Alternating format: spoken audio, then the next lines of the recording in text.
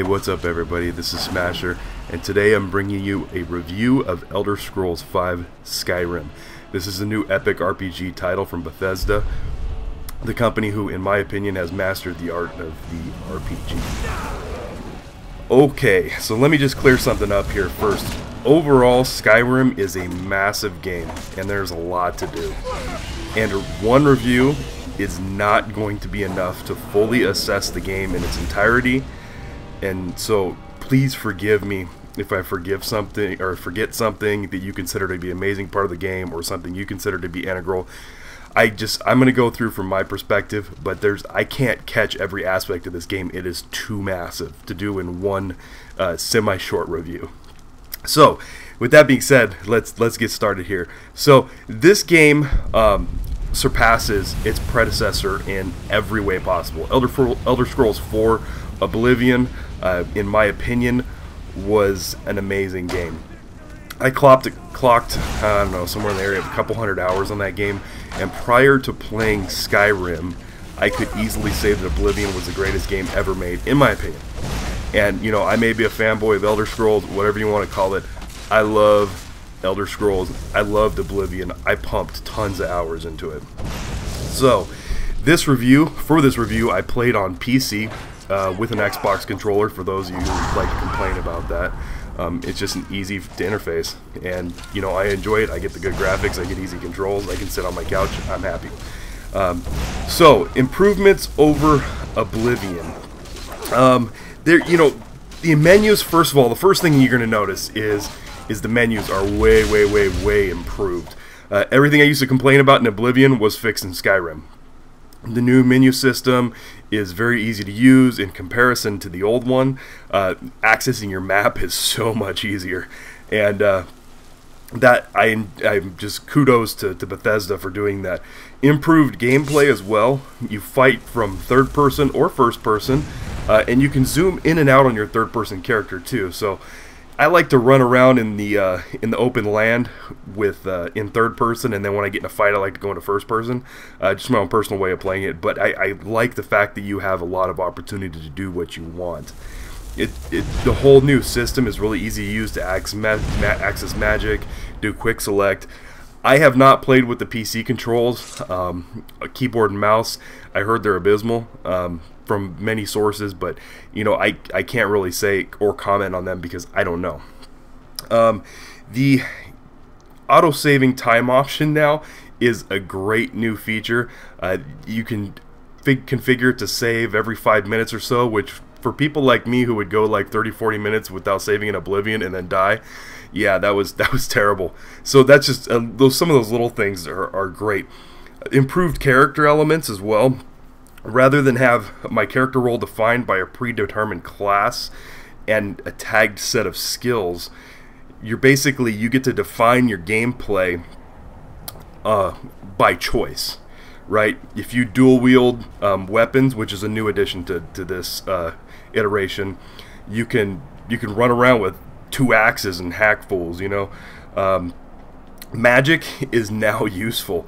In Oblivion, you know, you really had to put and I'm telling you, I maxed out destruction magic in Oblivion. You really had to put a lot of time into maxing out your destruction magic, and it took some time. In this one, it is a bit easier to rank up. You could become a pretty powerful mage right off the bat. In Oblivion, it took quite some time to master that. Bethesda removed standard class-based gameplay, so there's not the standard hunter, you know, orc, you know, dwarf, typical class-based thing that you would see, which I like. You're going to determine your own path on what you choose to do. Characters start off with bumps in certain areas, but that doesn't prevent you from mastering other areas. So, and with that, it came a certain set of perks like 50% resistance to fire and whatever else.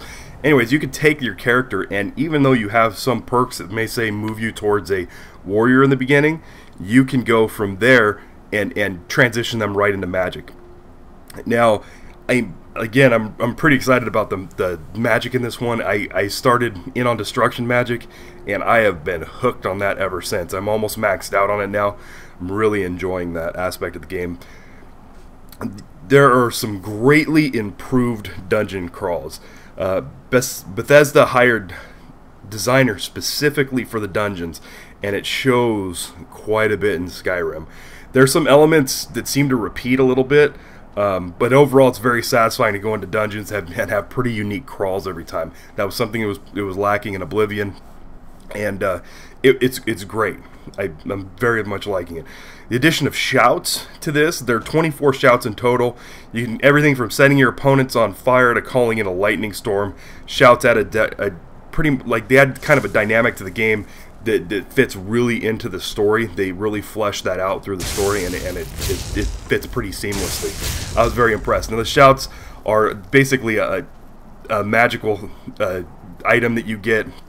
I don't want to call it an item, but it's a power you get, and I don't want to get too into it because I don't want to murder anybody's story. So, anyways, spoiler free here. Stunning graphics, and let me tell you guys, I'm playing on PC, I'm playing on ultra settings, and wow, I haven't had my jaw hit the ground like this in forever. I couldn't be happier. Visuals are striking, scenic vistas, and insane magic effects. They make for a very, very immersive experience. I haven't seen anything like this, again, to date, that really blew me away like this. You really feel like you're in another world when you're playing this game. It totally sucks you in. And that kind of transitions to the next thing here, which is another uber impressive part of this game, is the music and sound are perfect. Bethesda absolutely nailed it. Voice acting brings a whole new dynamic to the game. They have different accents and a multitude of voice actors that drive the story like nothing I've seen before. It is just a symphony. Now you also have the ability to blacksmith.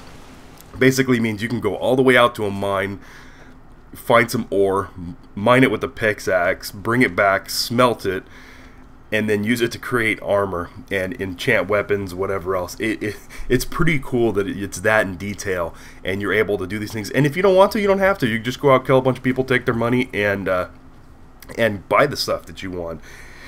Skills are consolidated and easier to access and rank up. You know, like I said before, as with any RPG, specialization is an absolute key. I'm suggesting that you guys pick a few elements and concentrate on that per character. In the game that I'm currently playing right now, I'm a dark elf. I'm playing with destruction magic and one-handed weapons, and it seems to be working out really well for me. So, on to the big part of the story here. As you guys know, you're a dragonborn, and you are fighting dragons. Now, the dragons are kind of like in Oblivion, where you had random Oblivion gates spawn. But in Skyrim, the dragons appear randomly. There's a few story-driven stuff, but you know, you'll encounter those. But these dragons come across randomly, and these fights are epic. These guys are, it's not on rails. You know, they show up, they fight you, they fly around, and you got to put in work to make it happen. They are very, very satisfying.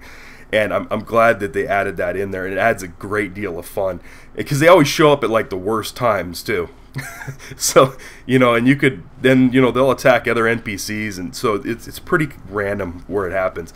The story itself, I really don't want to discuss too much. I can tell you that it's amazing, and it's very well thought out. It fits well. It ties in with everything in the series. I don't want to kill anything for anybody. I don't want to set any spoilers up. So, some of the quest lines are extremely long. They're big enough to be an entire game for a small developer. I'm not even joking. I spent an entire day off this last weekend playing one quest line, and I didn't even finish it. So, I was pretty impressed with that. There's not a whole lot of glitches for a Bethesda game. I was pretty surprised. I would expect with this many elements, an environment this big, you're going to really expect a lot of glitches. I mean, this game's not without glitches, but it's far better than Oblivion. And Skyrim, I gotta say, is the most stable Bethesda game that I've played to date. It's not perfect, but it's definitely in the top of its game in every category possible, in my opinion. The biggest thing about this game, about Skyrim, which makes it separate from the rest of the crowd, it's a choice-driven game. Every choice you make sends the game in a different direction. There's many different paths to take, and in this game you are actually guiding your own narrative. You are writing your own story. You can go and do the main quest line, whatever. You can go do side quests. You can be an orc. You can be a mage. You can be a Nord. You could be all these different people, and you could take all these different paths, and eventually all of them are going to do the same thing. And it's just great that you could play through a game like this hundreds of different ways and never have the same experience.